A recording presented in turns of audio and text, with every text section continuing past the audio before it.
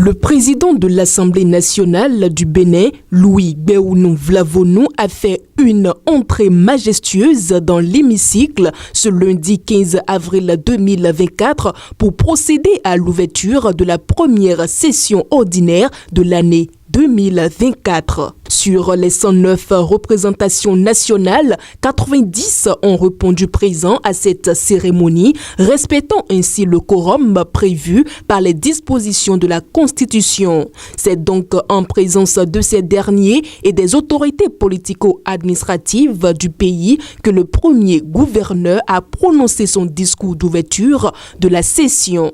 C'est la troisième pour la 9e législature qui a déjà à son actif d'importantes productions législatives. 16 lois ont été votées, dont une loi constitutionnelle, 2 lois de finances, 6 lois ordinaires et 7 autorisations de ratification. Au plan du contrôle de l'action gouvernementale, 56 questions ont été adressées au gouvernement, toutes catégories confondues. 26 d'entre elles ont été déjà examinées, soit près de la moitié.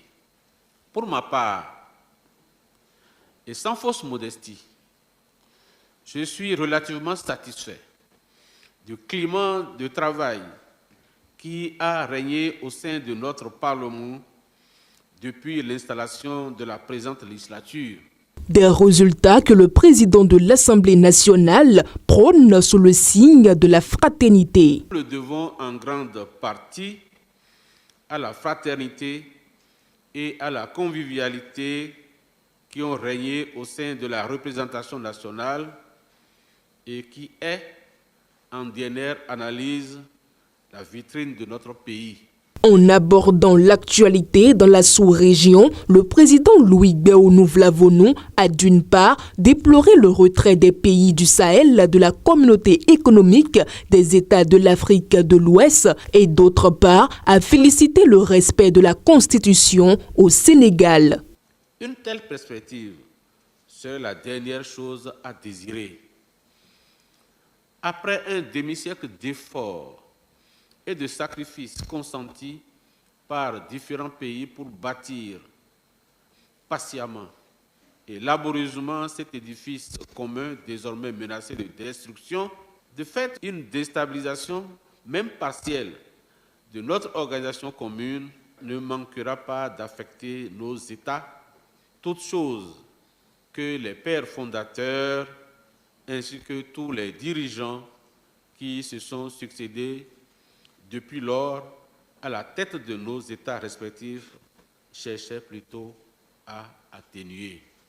Cette situation aurait même probablement été explosive si le Sénégal n'avait pas évité in extremis le chaos qui se profilait à l'horizon.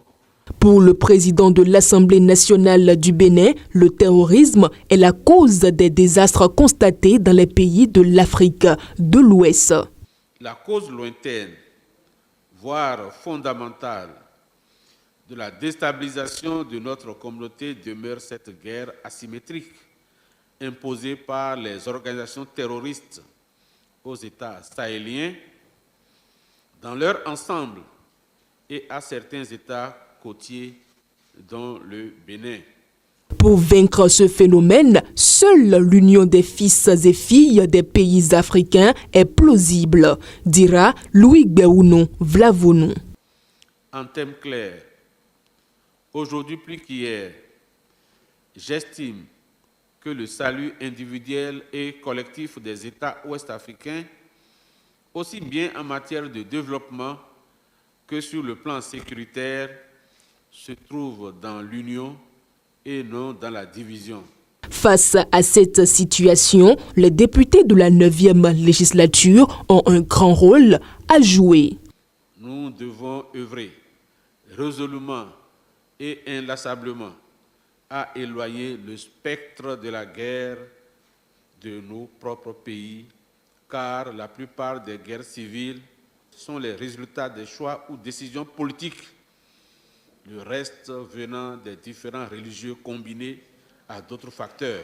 Le président Louis Gbéounou Vlavonou n'a pas manqué de faire un clin d'œil sur les différentes guerres en cours à l'international. Par ailleurs, pendant les 3 mois que durera cette session ordinaire, les législateurs vont examiner une trentaine de lois, parmi lesquelles figure la proposition de loi d'amnistie initiée par le parti de l'opposition, les démocrates.